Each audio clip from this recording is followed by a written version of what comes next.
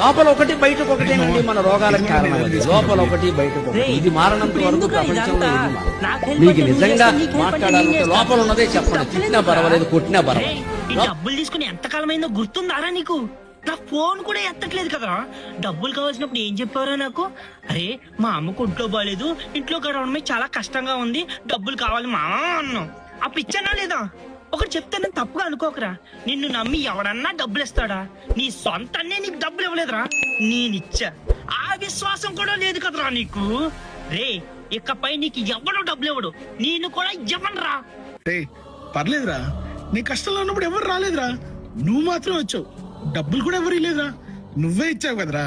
కొడక డబ్బుల కోసం కదరా నువ్వు నోటికి వచ్చినట్టు మాట్లాడింది. అవునరా, నాకు అవసరం అంటే ఎవ్వరు రాలేదు. నా కష్టం అర్థం చేసుకొని నువ్వే వచ్చావు. అయితే డబ్బులు ఇచ్చావు, ఎంత చీప్ గా ట్రీట్ చేసావురా నన్ను.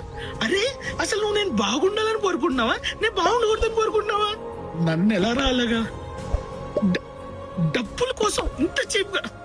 రే నువ్వు నన్ను చీప్ చేయలేదురా, మన ఫ్రెండ్షిప్ చీప్ చేసావురా. లెక్క పెట్టుకోరా. రే ఉంటది లేరా, రే లెక్క పెట్టుకోరా. రే నువ్వు ఇస్తే కరెక్ట్ గానే ఉంటది లేరా. ఉంటది లెక్క పెట్టరా, లెక్క పెట్టరా, లెక్క పెట్టరా.